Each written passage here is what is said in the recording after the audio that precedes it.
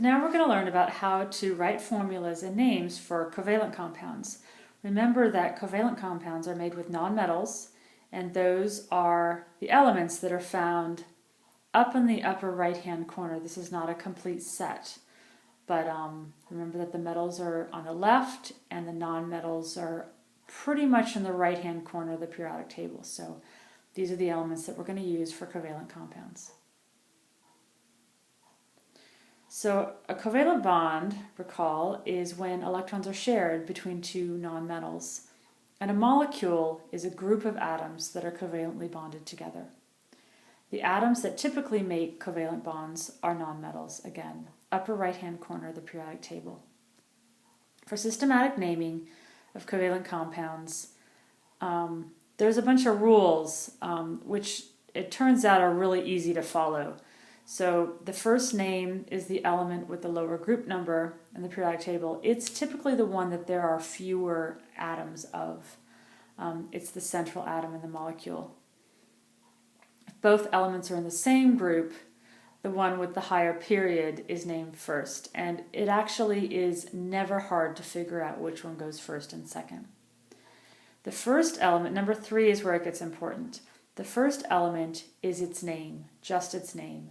The second element, again, we take the element named the root and change the ending to "ide," just like we did with ionic compounds.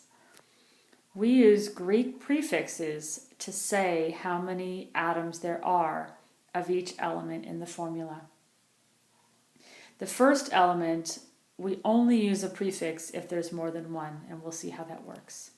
So the Greek prefixes, which you probably know a lot of these, are as follows. 1 is mono, and then 2 is di, tri, 4 is tetra, it is not quad, it is tetra, penta for 5, hexa for 6.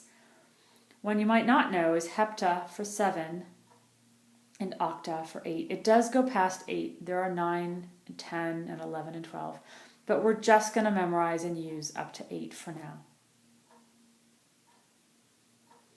So the best way to learn how to do this is just to start and practice it. I'll do one example, and you'll see how it goes. So we've got N2F6. So there's 2 nitrogens, so it's going to be dinitrogen, and then F6, so hexafluoride. So it'd be dinitrogen hexafluoride would be the name.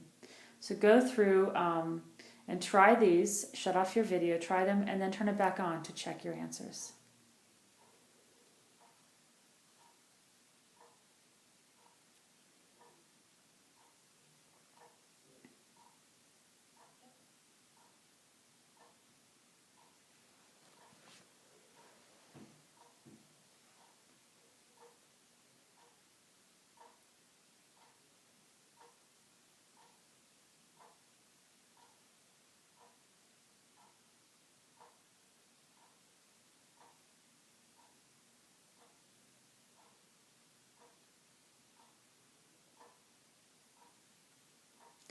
Okay, so check your answers, and just to show you again how it works with the first atom.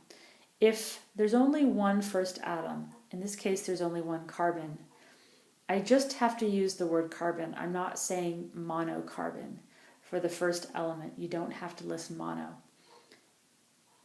SF4, there's only one silicon, and I just have to say silicon, not monosilicon.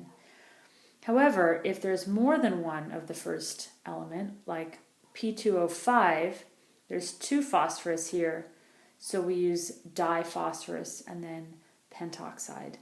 And again, with the penta, however it's easiest to say, sometimes we leave off, if there's 2 vowels in a row, like pentaoxide, we leave off the A to make it easier to say.